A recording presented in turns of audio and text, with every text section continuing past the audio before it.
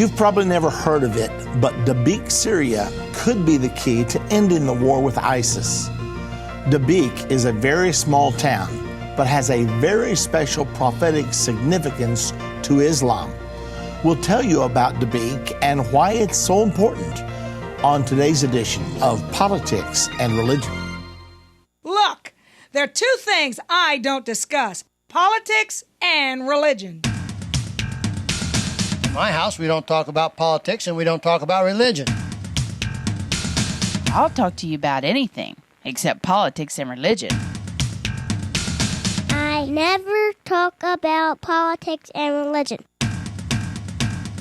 Politics determines how we'll live here on earth. Religion determines how we'll live forever. I'm Irvin Baxter. I think it's time we talk about it.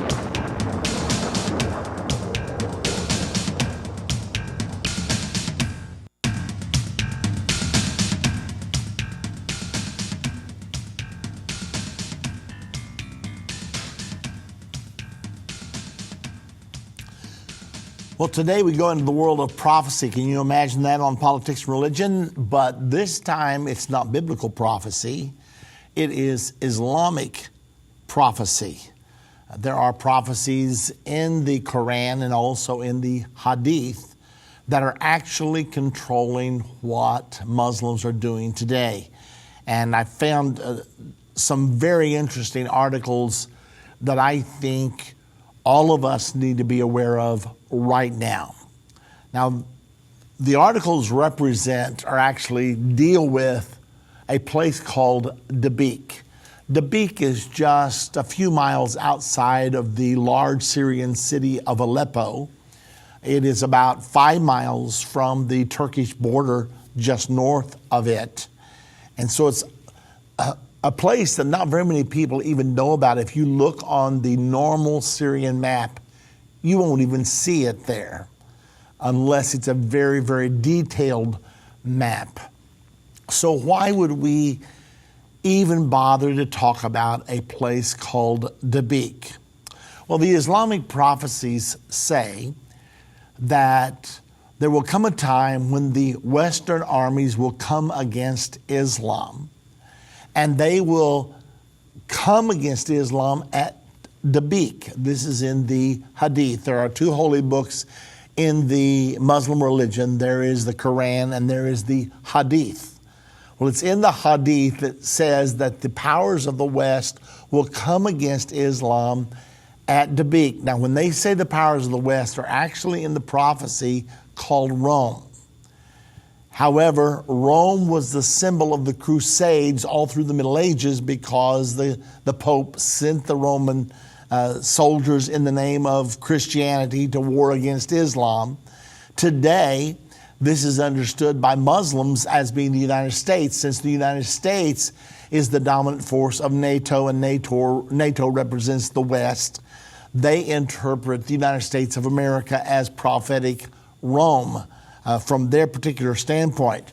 So they believe that the United States of America, the armies, the allies of the United States of America are going to come against Islam at this place called Dabiq. Now, they believe when this happens that the Mahdi will come, which is their Messiah. He will come, he will save them. They also believe at that time Jesus will return to the earth and he will convert all of Christians to Islam. Now, their term of Jesus and ours is two different things. They do say they believe in Jesus as he was upon the earth, but they do not believe that he died on the cross. Neither do they believe that he raised from the dead. But they do believe that he's coming back. And when he comes back, he will convert all of the Christians in the world to Muslims, and consequently, all of the world will be united under a one world government ruled by Islam. Okay, so they believe that there's destiny here. They aren't worried about who's the strongest or whether they're ready to face a full-blown battle against the United States or not. That doesn't matter, because they thoroughly believe that their Mahdi is going to come and save them. They even put the first American to death in Dabiq. That's where they beheaded the first American martyr there. So it's interesting. And when they did, there were actually Muslims who made statements saying, okay, come on, Rome, come against us. We will meet you here. Because they fully expect the Mahdi to come. And they thought perhaps that the beheading, the public beheading on video, put on the internet for the world to see, would provoke the United States to come against them. Well, that didn't happen. Also, they have named their magazine the Dabiq. So they have put tremendous importance on it. They actually captured Dabiq back, I think it was June of last year, 2014, because they felt like they had to do that in order for these prophecies to be fulfilled. And they thoroughly believe they are fulfilling these prophecies right now. Now, this is where it gets really interesting. As a matter of fact, it will get more and more interesting as we go through the program today. This article comes from the Huffington Post. It was published first April the 20th of 2015 under the title, The Great Battle of Dabiq. And here's what a portion of the article had to say. Surely we have halted ISIS's advance in certain regions, but we have not decisively defeated the enemy, either in actuality or in appearance. And one might ask, how do we do this? I mean, after all, ISIS is so evasive, it's like fighting fog. They are able to mingle with the population unless we want to just go in there and wholesale kill civilians. It's very difficult sometimes to fight this battle. So the question is, how do we fight ISIS? Well, we do this on the battlefield of Dabiq. In the apocalyptic, fatalistic worldview of ISIS, the city of Dabiq is nigh holy. The Islamic State has attached great importance to the Syrian city of Dabiq near Aleppo. It named its propaganda magazine after the town and celebrated madly when at great cost it conquered Dabiq's strategically unimportant plains. It is here, the prophet reportedly said, that the armies of Rome will set up their camp, the armies of Islam will meet them, and Dabiq will be Rome's Waterloo. So, by assembling and defeating ISIS decisively at Dabiq, we would defeat them, not only in actuality, but in appearance. We would be crushing their very souls because it has been preordained by Allah that they are to be victorious against the, quote, armies of Rome, referring to armies of the West, which now means the United States. They would be victorious against the armies of Rome in this location. But if we beat them there, instead they're going to be defeated.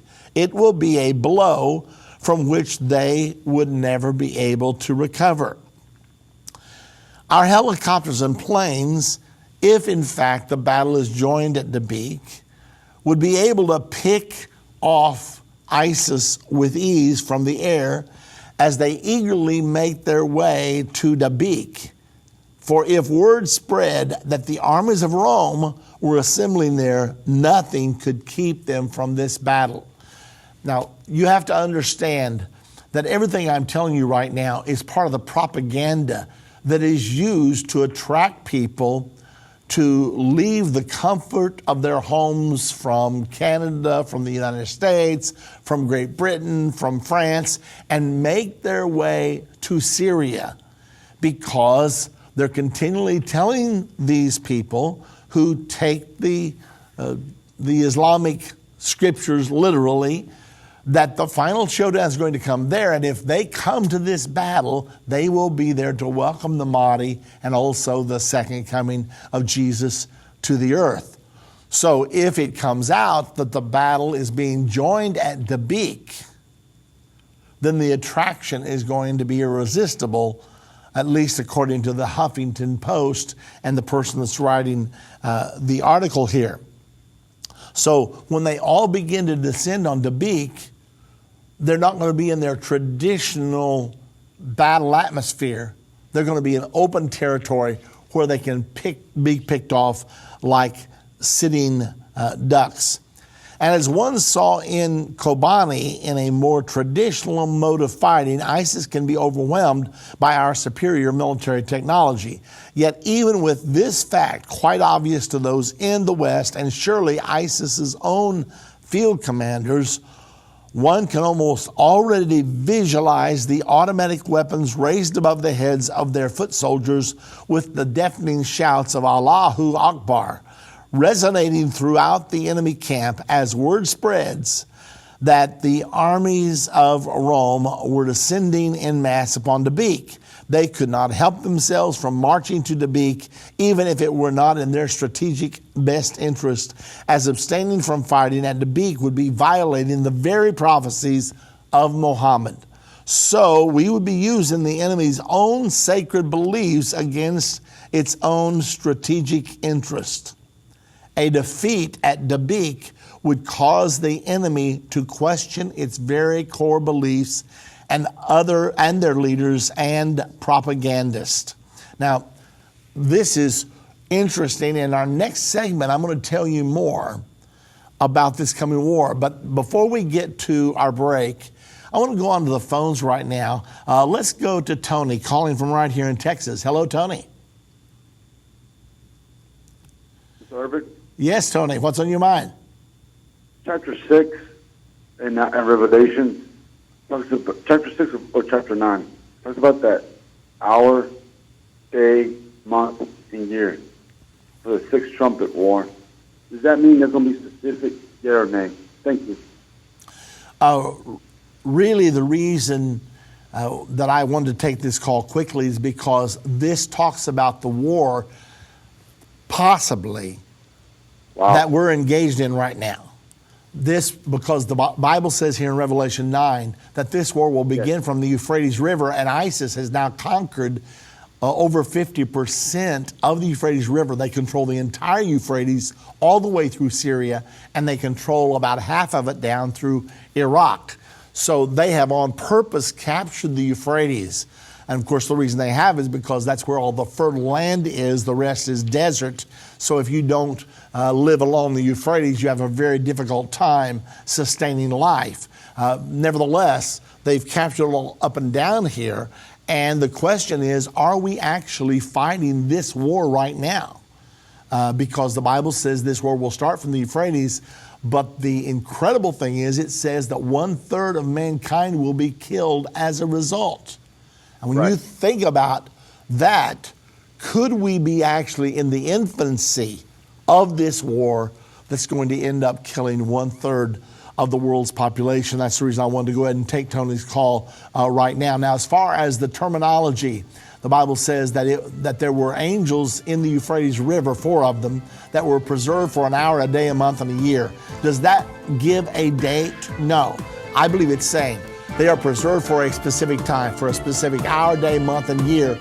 All of this is in the plan of God. It is going to happen.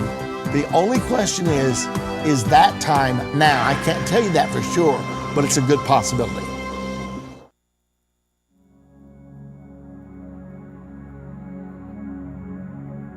One day, I was listening to Politics and Religion, much like you are now, when a commercial came on about the Salvation Package. It's a set of 4 DVDs in which Irvin teaches about topics like Nicodemus' question to Jesus, "What must I do to be born again?" I remember Irvin said in the commercial, "If you don't love the truth, don't get this because it will make you mad." Well, I was hungry for the truth, so I did get it, and I am so glad I did. I'd been studying the Bible for many years, but learned there was more in the scriptures about what it means to be born again. When the disciples came to Jesus and asked, "What will be the sign of your coming and the end of the age?" Jesus said, "Take heed of false teaching, for many will come in my name and deceive many." Now I know what Jesus was talking about when he made that statement, and I won't be deceived. The Salvation Package changed my life and my eternity. I'm so thankful for that commercial I heard just a few years ago. That's why today I wanted to record one too, for someone out there listening, searching for the truth. You will find it in the Salvation Package. Get the 4 DVD set for $65 or the individual DVDs for $20 each.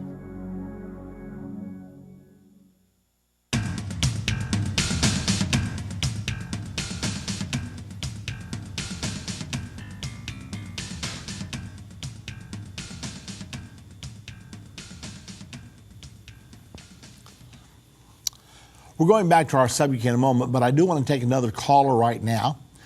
Daniel is calling from Florida. Hello, Daniel. Hello, Brother Baxter. Thanks for taking my call. Welcome. You're talking on what I was planning on calling about, then the other gentleman. I've gotten myself a little bit confused, apparently, trying to make sense of the entire sweep of the book of Revelation and the wars that are there. And I was asking your person screening, I see a war in the fourth seal, which sometimes people call the Islamic war. And then, of course, the one you're talking about now in the sixth trumpet. And then I see something in the sixth bowl, which appears to be the lead up to Armageddon. So am I seeing 3 wars or 2 wars or what? I guess that's my question. Between the sixth trumpet, the sixth bowl, and the fourth seal, they appear to be 3 big wars.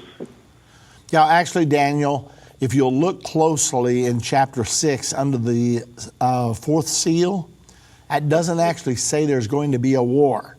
It simply describes this, as the King James calls it, a pale horse.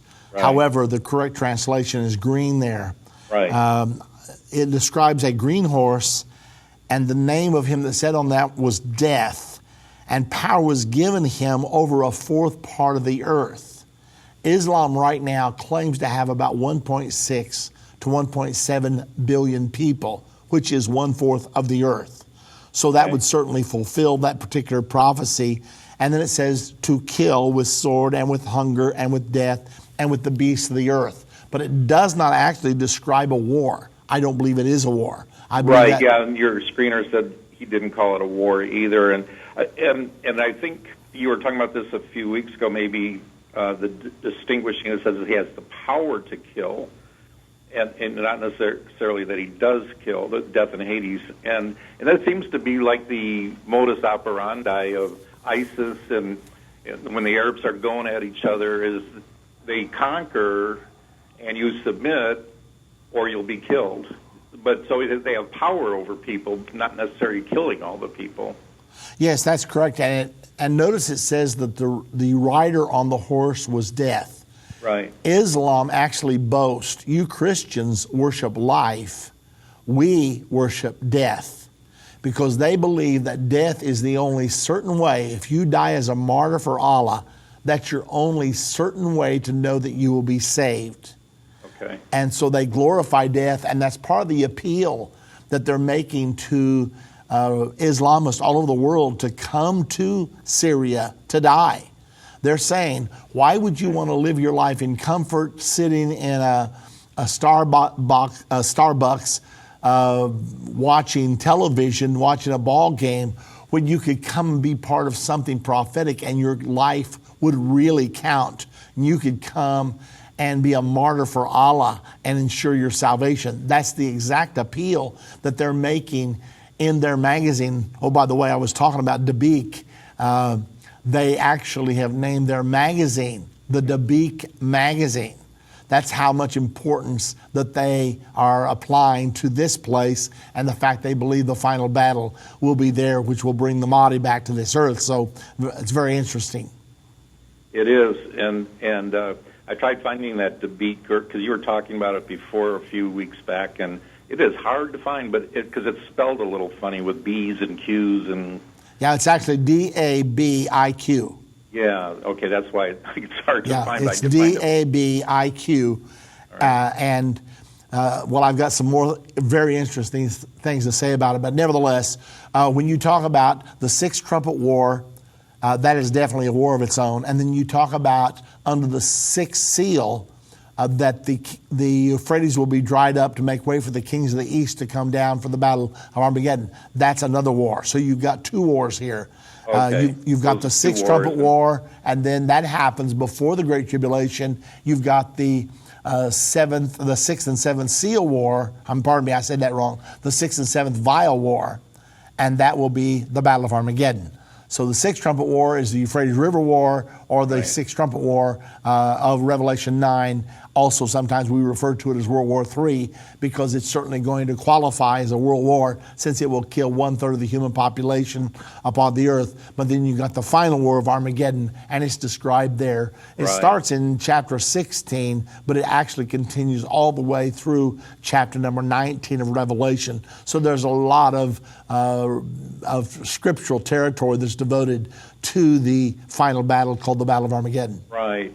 And that's where I was kind of getting myself confused. You explained it very well. Do you think it's possible, though, that in the fourth seal, even though it's not a war, that this tension, I mean, we're feeling and seeing the tension right now over there in Syria. You know, what are we going to do? What are we not going to do? That this is just going to get out of hand where it does lead to that sixth trumpet war? Well, I definitely believe that Islam, I believe they're related because Islam is definitely going to be involved in the sixth trumpet war. Here's how we know. Every single inch, every inch of the Euphrates River is controlled by Islam. Whether you're talking about Turkey, where the river actually begins, Syria, Iraq, or Iran. Those are the four nations that have at least some control of the Euphrates River. Every one of those nations is at least 90% Islamic. So to believe we could have a war emanating from the Euphrates River that Islam is not involved in would just be, makes no sense whatsoever. So I definitely believe Islam is going to be involved in this war. However, I don't believe that Islam is going to be a major factor at the Battle of Armageddon. The Bible teaches that at Armageddon, Russia will be the dominant force under a UN banner leading down against Israel for the Battle of Armageddon. So this will be the big Islamic war, the Sixth Trumpet War, and then the Battle of Armageddon is going to be the United Nations and the world community against Israel. It's going to be Satan's final attempt to destroy the people of Israel. I feel, too, just thinking about it as you're talking, that in the Sixth Trumpet War, if you think about it, the one common denominator of ISIS and most of the really militant Islamic people is Israel. That's the one thing they all hate. And ISIL's goal is to reach down into Israel. But apparently they're not going to be able to do that. They may fail in that, but I think that's their common... Oh, well, you're certainly right. Absolutely right. They all hate Israel with a passion, but they also hate the United States of America. Right. As a matter of fact, they call us the great Satan, and they call Israel the little Satan. So they know that they're headed for a war with the United States of America, and it's almost certain the U.S. is going to be the dominant force in this war, and we will use our nuclear weapons to kill 1/3 of mankind. It's going to be the worst bloodbath the nation, the world, has ever seen. It's almost certain that it will be principally the United States against the Islamic powers, and we don't know who else is going to come into this war. But it's going to be very interesting as we watch it all unfold. Yes. Great. Well, you've really helped me a lot. Thank you. Okay. Well, thank you as well. Appreciate you being with us. Now, I want to go back to something that's so incredibly interesting. You may have noticed about 2 weeks or so ago, you may have noticed that there was a major shift in Turkey's stance. I actually have the article in front of me. This article is from usnews.com, and it came out on the 24th of July. In a major shift, Turkey to allow U.S. to use key Incirlik Air Base for strikes on Islamic State. Now, Turkey has held out all during the revolution in Syria, in the entire war against ISIS. Turkey has stayed out, unwilling to become involved. All of a sudden now, she is saying we are going to allow the United States to use our air bases. Now, let's go back and see the date that the Huffington Post published their article saying that ISIS could be defeated by going against ISIS at Dabiq. Well, that article was published April the 20th. Here we are now into August. And what's happening? Well, in July 24th, we convinced Turkey to allow us to use the air base. And so I was so interested when I was trying to put all this together, I was so interested to see how far the air base that Turkey has allowed us to use would be from Dabiq. And can you believe it's like 5 or 10 miles? I mean, we're located right there because I found, let me see, I think I can actually give you the exact quote. Here it is. This comes from the article, Turkey to allow U.S. to use key Incirlik air base for strikes on Islamic State. It was usnews.com, the 24th of July. And in this article, it says, Incirlik Air Base, located across the border from the Syrian city of Aleppo, is a joint U.S.-Turkish installation that houses the U.S. Air Force's 39th Air Base Wing. Its proximity to IS-controlled territory in Syria, including Raqqa, the group's de facto capital, makes it an attractive launching pad for U.S. airstrikes against the Islamic State. However, U.S. News missed the big part of this story because Dabiq is just on the outskirts of Aleppo. Notice that this says that this is just across the border from Aleppo, and it mentions that it's near the place that the Islamic State is using for its capital, Raqqa, but it's much, much closer to Dabiq.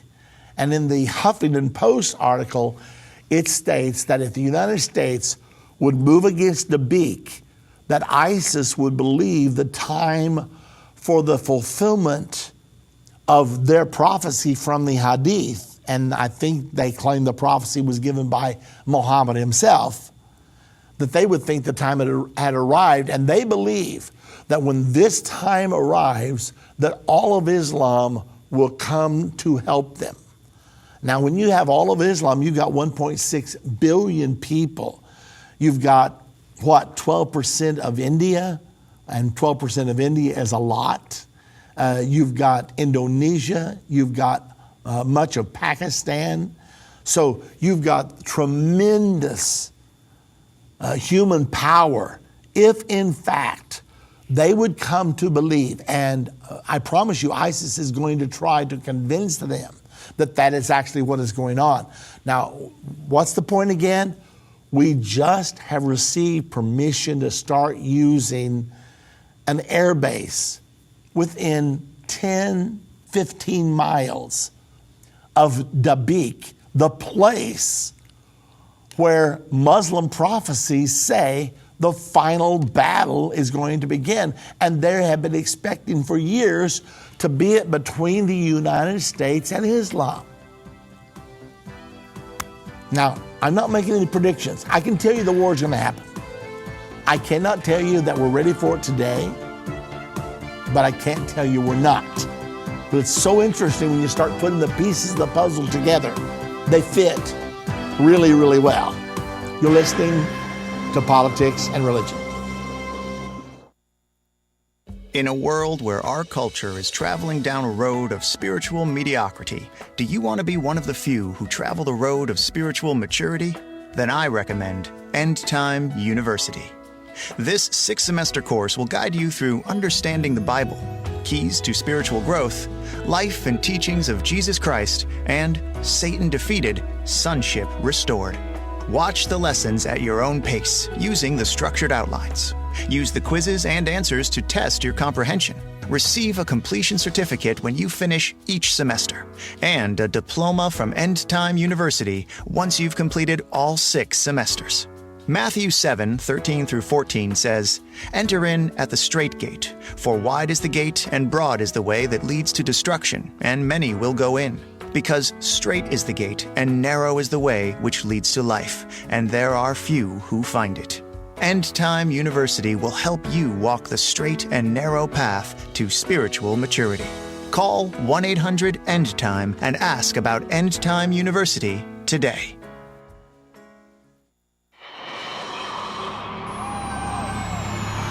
Attention Livingston, McLeod, and Princeton, Texas. Irvin Baxter's coming to your area for an End Time conference. He will be speaking on subjects such as the Great Tribulation, Sign of the Four Blood Moons, and America's God-given destiny. End Time conferences are a great opportunity to meet Irvin and hear the latest events going on in Bible prophecy. Shop End Time product and meet other people like you who are wanting to learn the prophecies of the Bible. Every time I go to an End Time conference, I feel so energized, like one of the people that can be strong and do exploits, as Daniel 11:32 says. Go to endtime.com and under events, click the conference link or call 1-800-ENDTIME to find out more details about these conferences. We'll see you there.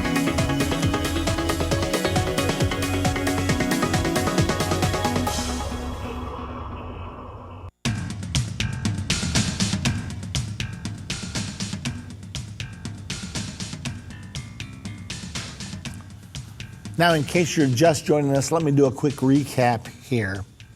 We're talking today about the sixth trumpet war, Revelation chapter 9, verse 13 through 21, where it states a war will emanate from the Euphrates River and kill 1/3 of mankind. Now, I know we've talked about this a lot, but there are new breaking stories taking place.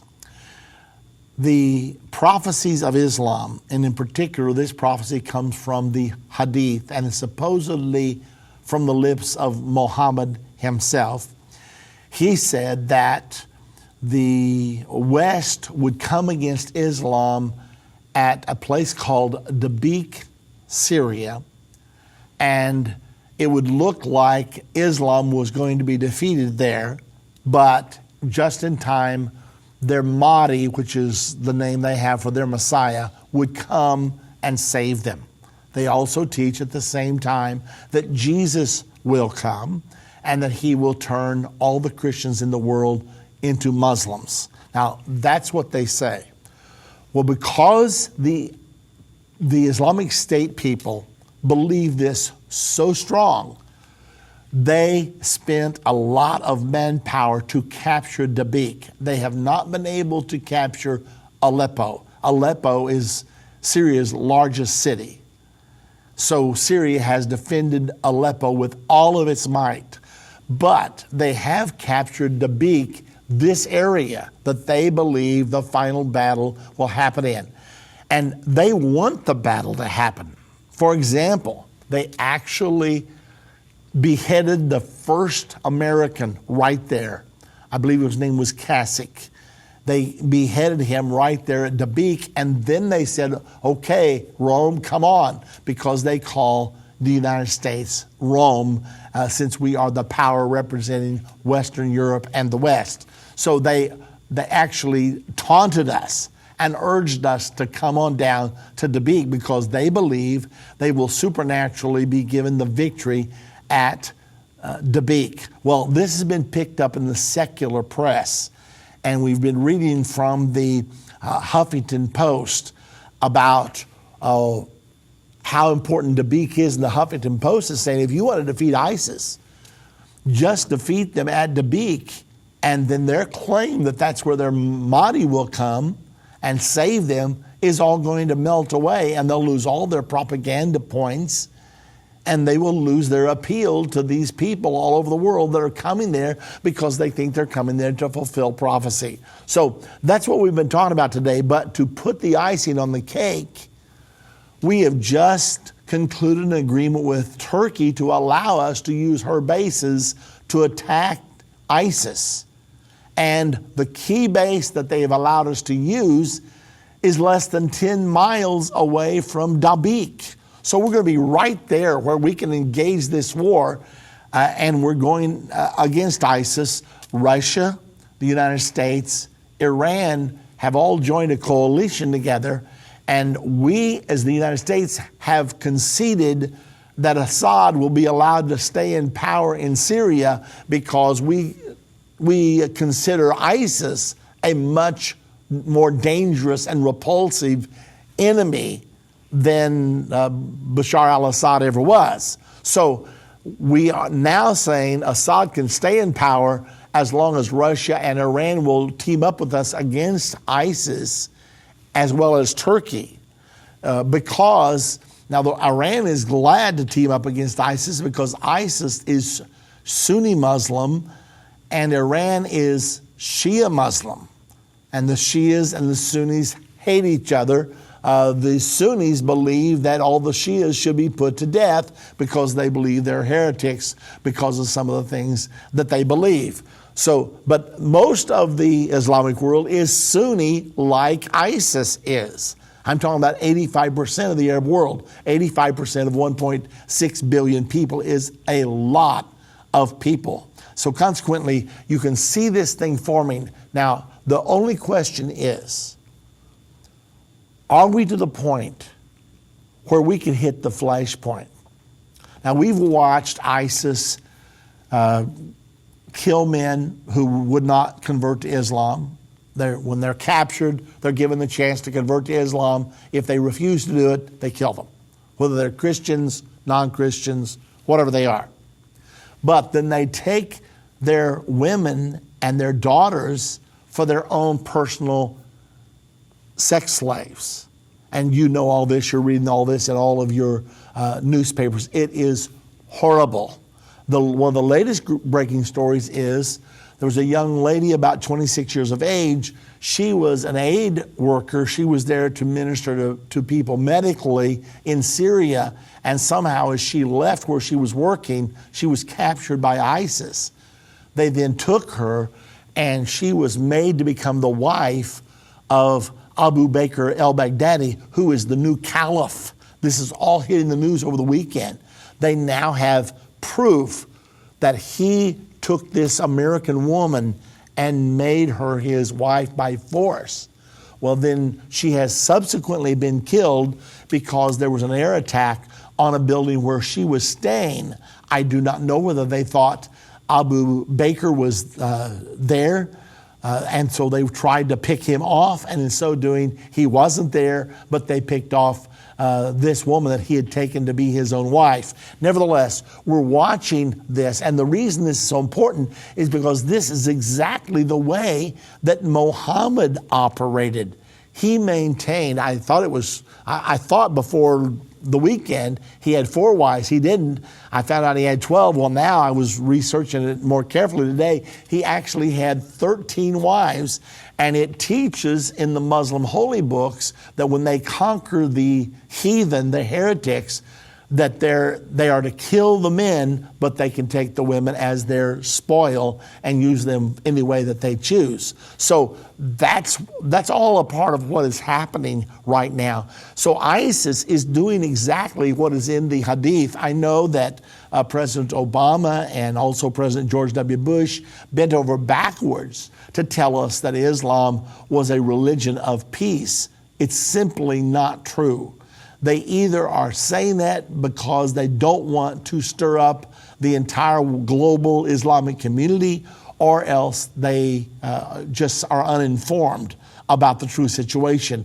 But the true situation is, if you study carefully the life of Muhammad, he conducted himself just like ISIS is conducting themselves right now. So ISIS, when President Obama says they're not Islamic, well, the truth is they are very Islamic. They're the closest thing to the way Muhammad operated that we've seen yet upon this earth. And again, I know that there are many Islamic people that don't even know this or approve of it, but there are many who do.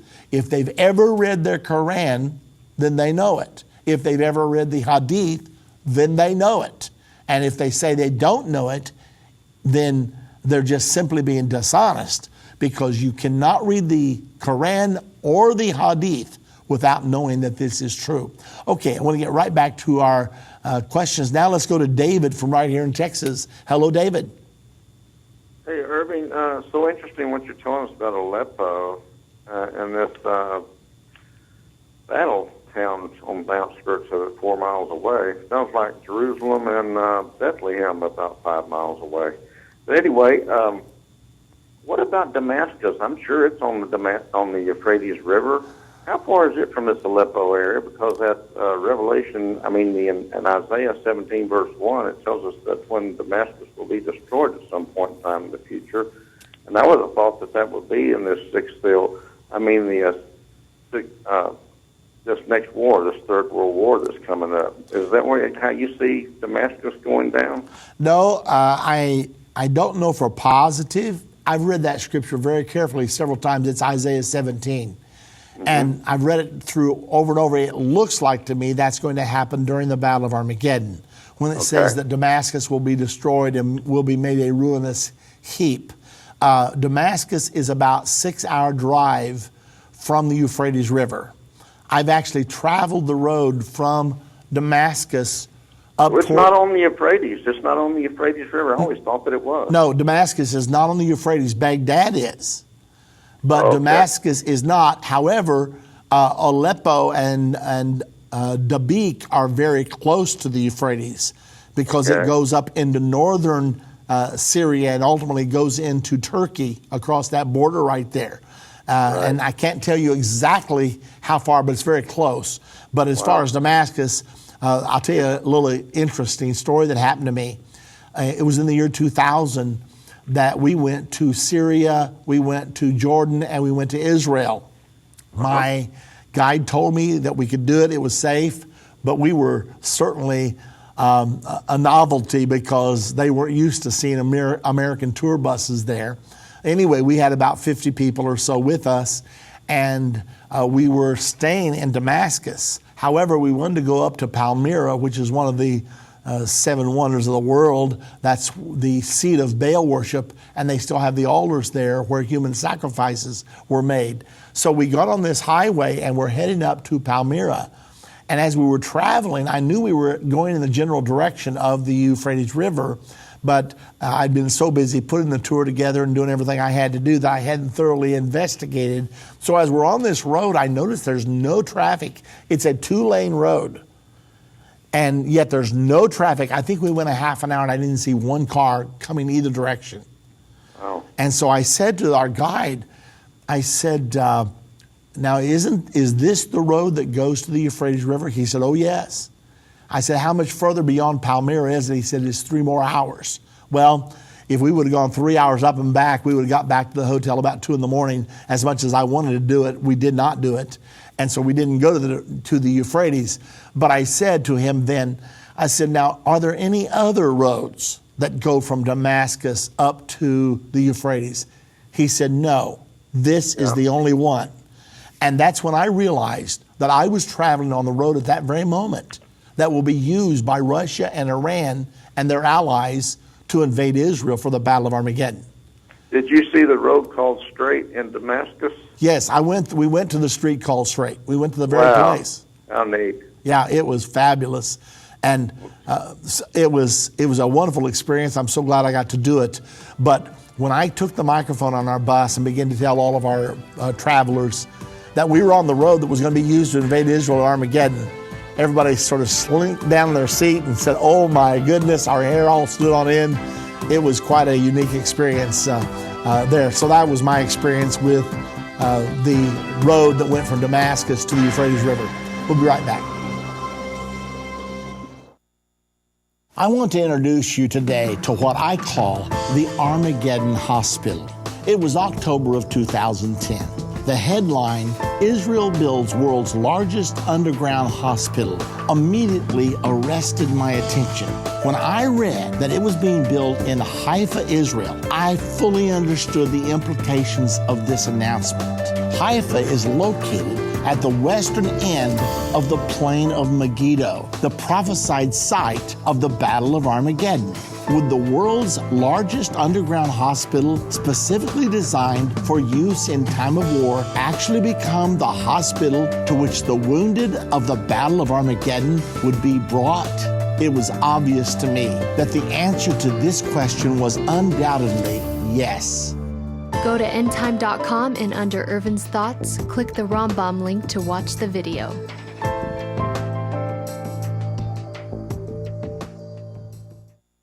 I grew up in church, and like most kids, I learned the 10 Commandments. But the 4th commandment bothered me through the years. What does it mean to keep the Sabbath? Am I supposed to keep it like they did in the Old Testament? That's why I was glad to hear Irvin come out with the new DVD, To Sabbath or Not to Sabbath. Like most end-time videos, I was enlightened to see what had been in the Bible all along, but didn't know it was there. He laid out the scriptures in an easy-to-follow lesson, and now I don't have to worry anymore. I know how to keep the Sabbath. Get your copy today.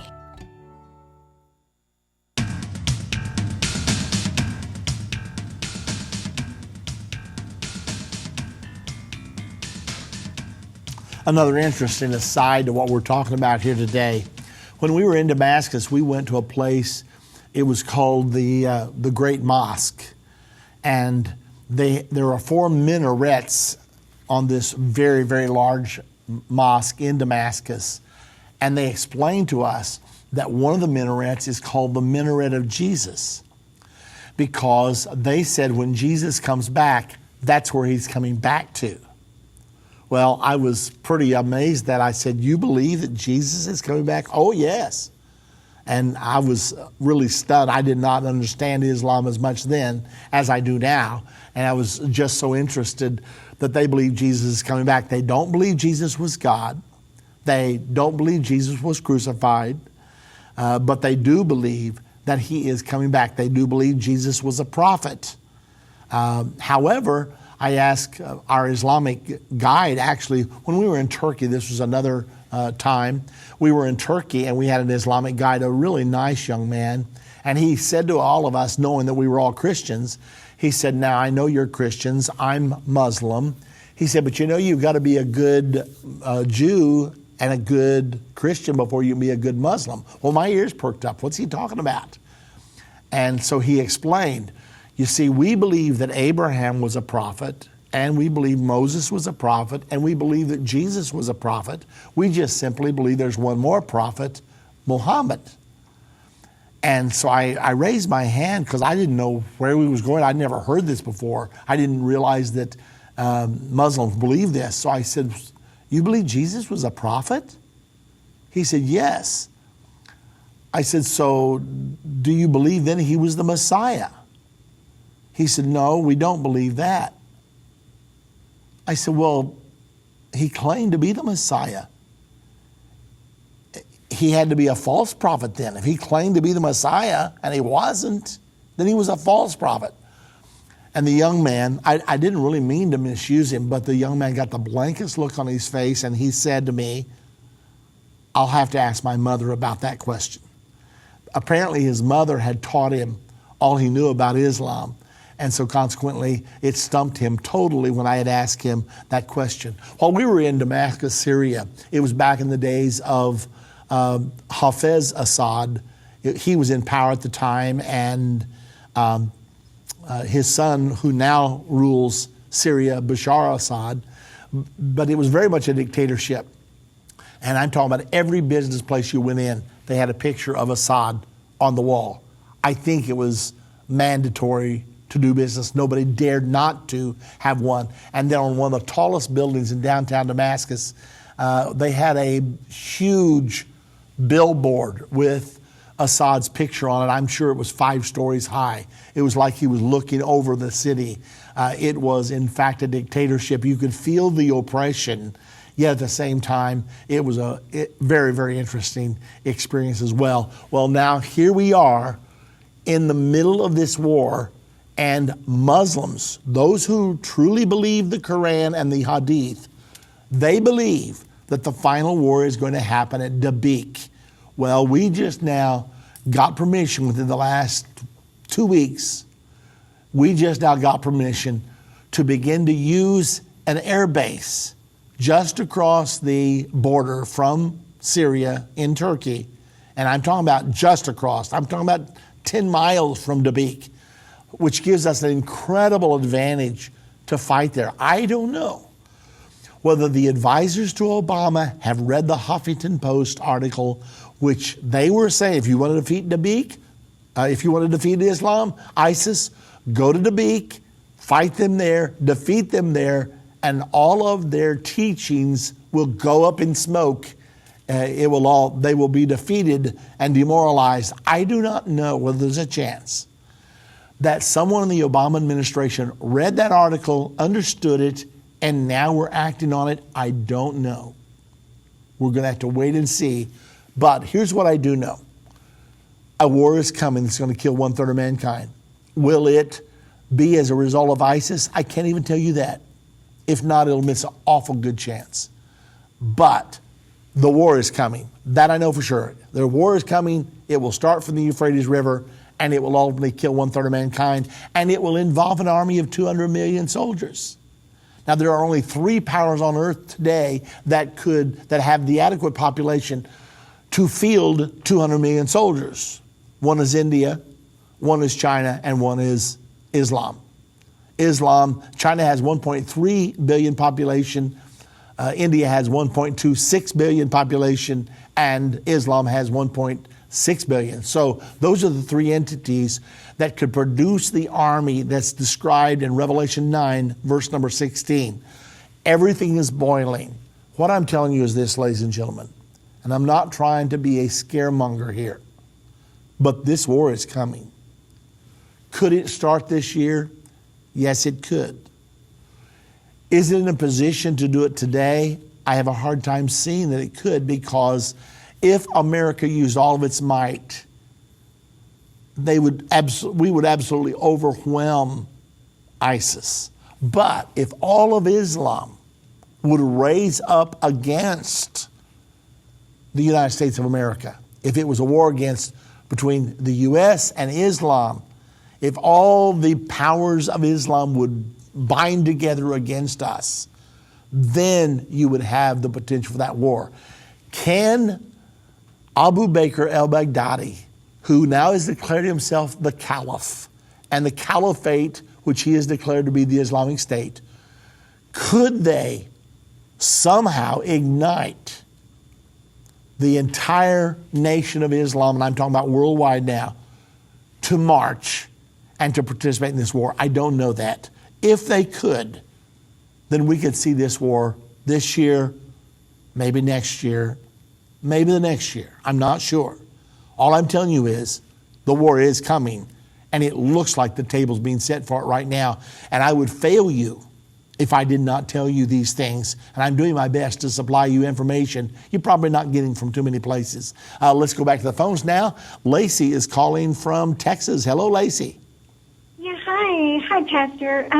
Please forgive me if this has been mentioned, 100 times, but I'm sure you have. President Obama's book that he wrote, Dreams of My Fathers, I've listened to some clips and things in it, and one of the dreams that have, just had me just fall right out of my chair was the one where he was, walking and being greeted. Everybody was waving at him, and then he noticed that everybody was looking right behind him and became, fearful and ran inside. He realized, he turned to look to see what it was, and it was a huge, giant, leopard. And so anyway, so it chases him down, and then when he can't run any further, he says that he turns, he looks up, and it is a giant with dead eyes, kind of a giant man with, just kind of a huge, giant man, and all he says is, "It's time." And so I'll take the answer off the air if that's okay, but I just wanted to mention just, how creepy it sounds like he's going to be involved in it somehow. Lacey, forgive me. Thank you. Lacey, do you know for sure which one of his books that's in? Do I know? Yes. Which book was it in? Dreams of My Fathers is what I thought the clip came out of. Okay, well, I'm not familiar with what you're saying. This is the first time I've ever heard it. And so I would like to look it up if I possibly can. That's the reason I was asking. Oh, I wish you would, because it's narrated in his voice, and it's just, it'll just blow you away based on, what we've learned from you, and so it just really was, it was wow. I had a moment. Well, okay, Lacey, I appreciate that information very much. That gives me something to look up. Appreciate it so much. Well, ladies and gentlemen, what I'm hoping to do, and I'm announcing to you right now, I'm hoping to do a series on ISIS, because this could be the biggest prophecy of all time. Now, outside of the coming of Jesus to the earth and his producing salvation through his death, burial, and resurrection, but as far as just a prophecy, this prophecy states a war is coming that'll kill 1/3 of mankind. And when I read that the first time and really read it, I said, 1/3 of mankind? You got to be kidding me. That'd be 2.3 billion people today. And so I actually went to other translations trying to find something that appeared more reasonable to me. And the next translation I went to said 1/3 of all the human race. The next translation said 1/3 of all the people on the earth. And I thought, oh my goodness, I am looking at the most apocalyptic prophecy in the Bible. And that's the reason that I want to bring information to you. There's a lot more. I've got a lot more information, and it takes quite a while to produce all this, to study it, to get it in my own mind. But nevertheless, I hope to bring it to you from time to time as we move forward. Right now, I want to take a moment to invite all of you to be a partner with Endtime Ministries. If you're not yet, we are hitting critical mass, I believe. I feel like we do not have one day to waste. We are working every day to get ready for prophecies that are just ahead of us. For example, this prophecy, a huge prophecy. What's the world going to be like when 1/3 dies? There's going to have to be someone who understands what's going on and to help the people know what to do. We feel like Endtime Ministries should play a part in that, but we need your support in order to do it. We got a lot of work to do. And if you would like to be a partner with us, just pick up the phone right now and call us at 1-800-END-TIME. That's 1-800-363-8463. If we all stand together, whether it's $10 a month or $20 a month or $50 a month, whatever you feel like God would lay on your heart, we all stand together, we can do this. So give us a call. The number to call, 1-800-END-TIME.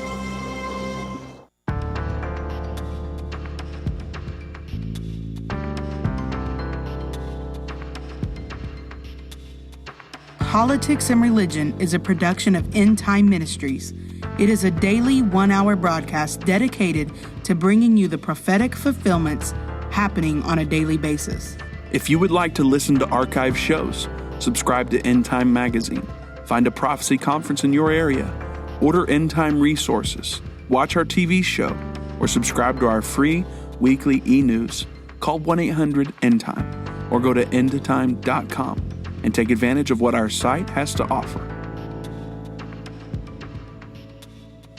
Connect to Endtime Ministries by partnering with us and help this message make a global impact.